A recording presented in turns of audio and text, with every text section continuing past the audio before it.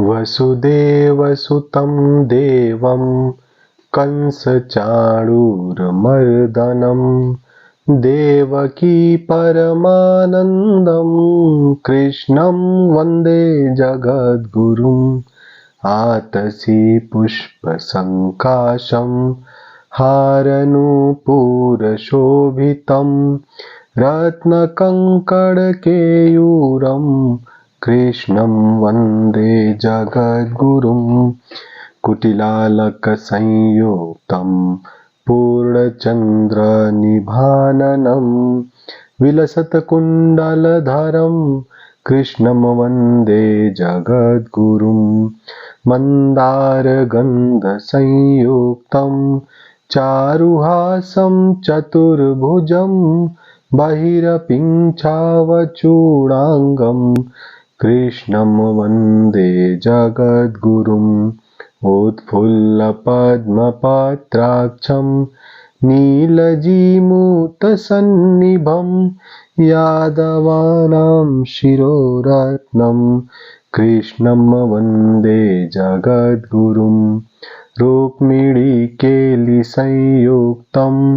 पीताम्बरसुशोभितम् अवाप्ततुलसीगन्धं कृष्णं वन्दे जगद्गुरुम् गोपिकानां कुचद्वन्द्व कुङ्कुमाङ्कितवक्षसं श्रीनिकेतं महेश्वासं कृष्णं वन्दे जगद्गुरुम् श्रीवत्साङ्कं महोरसकं वनमाला विराजितं शङ्खचक्रधरं देवं कृष्णं वन्दे जगद्गुरुम् कृष्णाष्टकम् इदं पुण्यं प्रातरुत्थाय यः पठेत् कोटिजन्म कृतं पापं स्मरणेन विनश्यति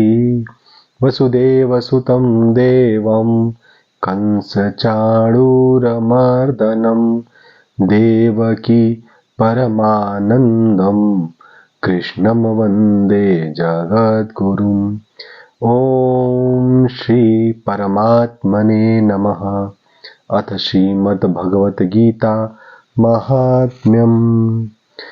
गीताशास्त्रमिदं पुण्यं यः पठेत् प्रयतः पुमान् विष्णोः पदमवाप्नोति भयशोकादिवर्जितः। गीताध्ययनशीलस्य प्राणायामपरस्य च नैव सन्ति हि पापानि पूर्वजन्म कृतानि च। मलनिर्मोचनं पुंसां जलस्नानं दिने दिने सकृद्गीताम्भसि स्नानं संसारमलनाशनं।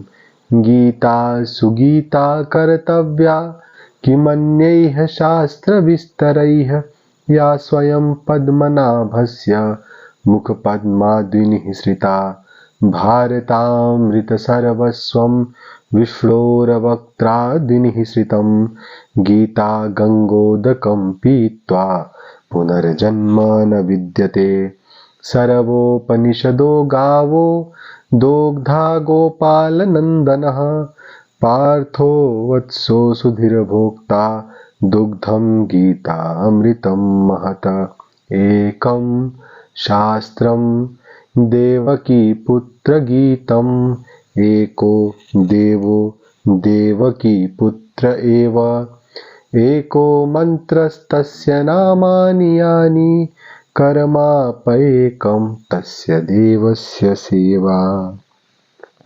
वसुदेवसुतं देवं कंसचाणूरमर्दनं देवकी परमानन्दं कृष्णं वन्दे जगद्गुरुम्।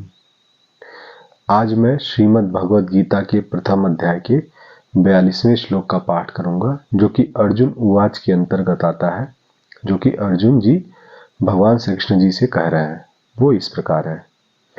संकरो नरकायैव कुलह्नानां कुलस्य च पतन्ति पितरो हेषां लुप्तपिण्डोदक क्रियाः।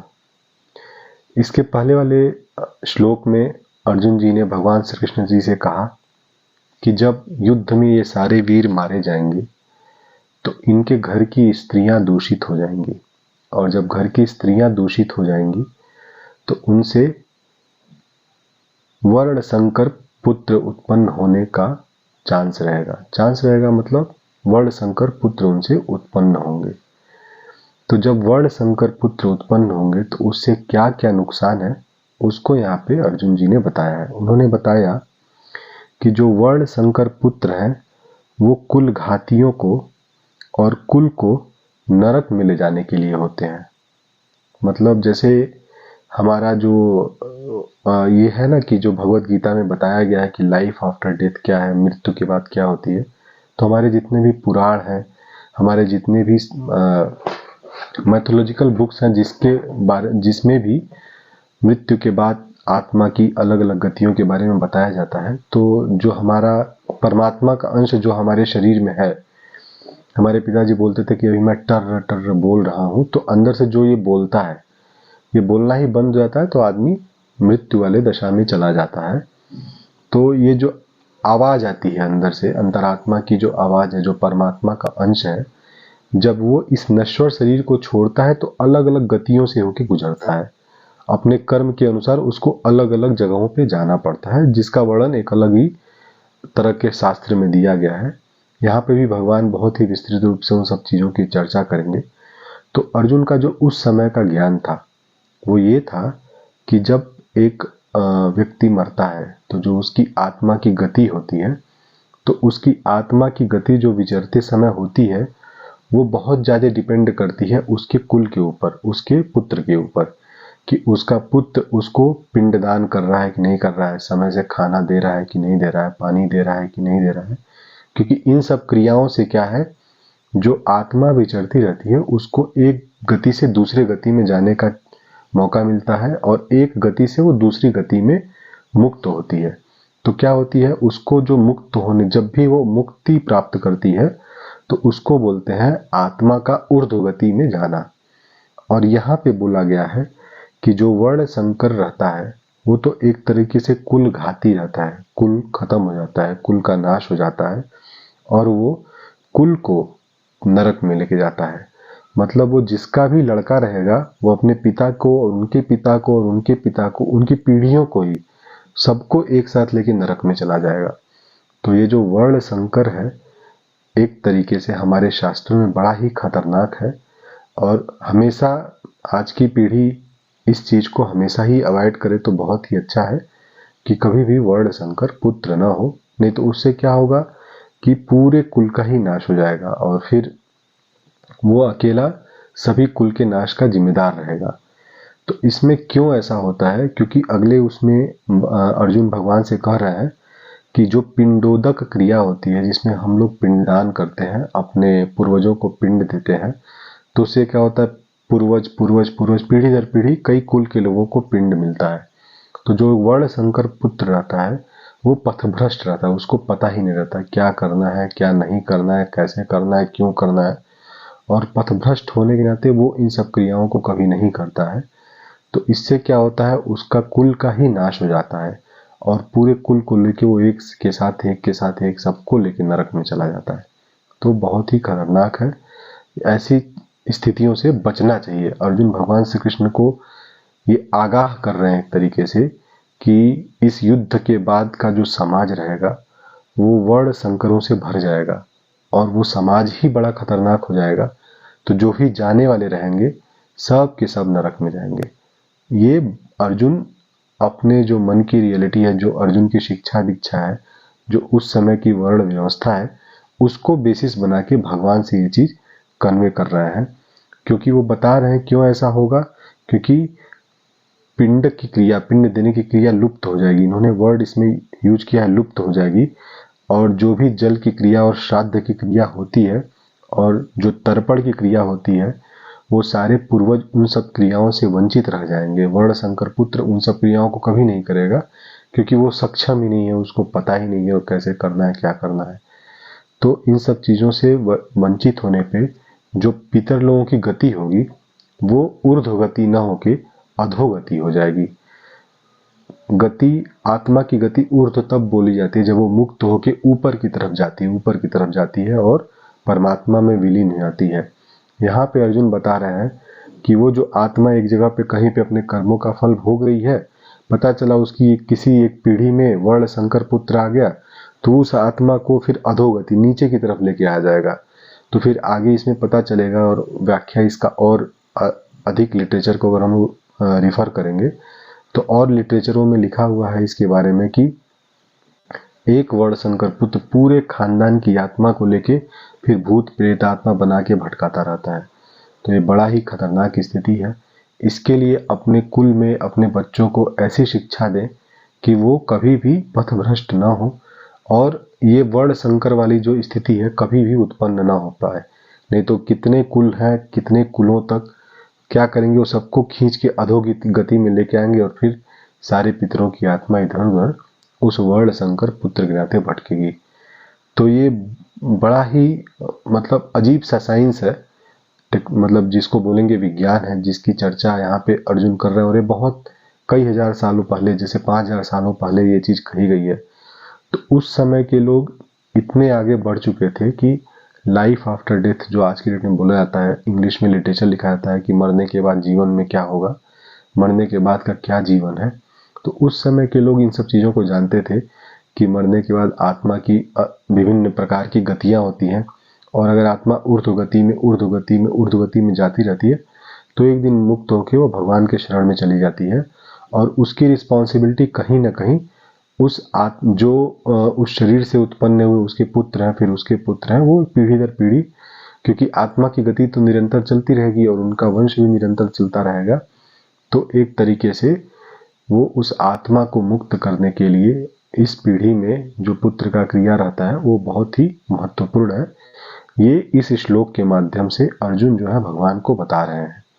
और जो भी पुत्र के पुण्य कर्म है वो सब वंशजों को, जो पूर्वजों को हैं, उनको मिलते जाते हैं, तो वो ऊर्ध्वगति में चलते जाते हैं, मतलब उनकी मुक्ति का पथ मिलता जाता है, मुक्ति के रास्ते पर वो चलते जाते हैं। लेकिन वहीं पर अगर कहीं वर्ण संकर पुत्र आ गया, जिसको कुछ नहीं पता है, वो सही से सत्कर्म नहीं कर पा रहा है, तो फिर क्या होगा कि फिर वो जो पीढ़ियां, जो बेचारे आत्मा लोग ट्रेवल करके कहीं किसी जगह पहुंचे हैं, फिर उनकी अधोगति स्टार्ट हो जाएगी। मतलब वो फिर अब नीचे उतरने लगेंगे, नीचे उतर के पता नहीं कहाँ भूत प्रेत बन के टहलने लगेंगे। तो बहुत ही खतरनाक बताया है वर्ण संकर को। पूरे समाज को वर्ण संकर वाली चीज से बचाना चाहिए, और सब लोग समझदार हैं, जो भी हमारे श्रोता हैं इस वीडियो को देख रहे हैं, वो और एक्सप्लोर कर सकते हैं वर्ण संकर क्या होता है। यहाँ पे बहुत डिटेल में बोलने का कोई मतलब नहीं है, सब लोग होशियार हैं, समझ रहे हैं। तो कभी भी अपने समाज में वर्ण संकर की प्रवृत्ति से बचना चाहिए, और भगवान से हमेशा प्रार्थना करते रहना चाहिए कि हमारे समाज को, हमारे कुल में जो भी उत्पन्न हो उनको सबको सद्बुद्धि दे और वो सब लोग सन्मार्ग पे चलते रहें। तो अर्जुन जी का जो ज्ञान था उस समय का, वो भगवान श्री कृष्ण को बता रहे हैं, और भगवान श्री कृष्ण को बताने के प्रति उनके दो भाव हैं। एक होता है डर का भाव, कि जब सोचिए कि इतना खतरनाक चीज हो जाएगा कि जो पूर्वज हमारे मर चुके हैं और जो ऊर्ध्वगति में चल रहे होंगे पुण्य कर्मों के प्रभाव से, अगर उन पूर्वजों में एक उनके कुल में कोई वर्ण संकर आ गया पुत्र, तो वो पूर्वज ही बेचारे सब नीचे अधोगति में आ जाएंगे। तो ये बड़ी खतरनाक और भयावह स्थिति है, जिससे पूरा ही समाज तितर बितर हो जाएगा। समाज की कल्पना ही बड़ी अजीब और खतरनाक हो जाएगी। तो एक तरीके का डर है, और एक तरीके को भगवान को वो कन्विंस कर रहे हैं कि हे भगवान श्री कृष्ण, इस लड़ाई में बहुत ही बड़ा नुकसान होने वाला है, जो कि सामाजिक नुकसान हो जाएगा। तो इसके लिए हे प्रभु, मैं और ये लड़ाई नहीं करना चाहता हूँ। तो अर्जुन एक एक करके वो जितने भी पुख्ता सबूत हो सकते हैं, जितने भी पुख्ता तथ्य हो सकते हैं भगवान के सामने प्रस्तुत करने के लिए, सब कुछ प्रस्तुत कर रहे हैं। और वो भगवान से ही बोल रहे हैं कि हे भगवान, मैं ये लड़ाई बिल्कुल नहीं लड़ पाऊंगा, मेरे वश की ये बात नहीं है, इसमें मेरे को बहुत पाप लग जाएगा और सबका बहुत ज्यादा नुकसान हो जाएगा। अब हम लोग आगे 43वां श्लोक पढ़ेंगे, 43वें श्लोक की व्याख्या करेंगे। आज के लिए इतना ही। धन्यवाद। वसुदेवसुतं देवं कंसचाणूरमर्दनं देवकी परमानन्दं कृष्णं वन्दे जगद्गुरुम्।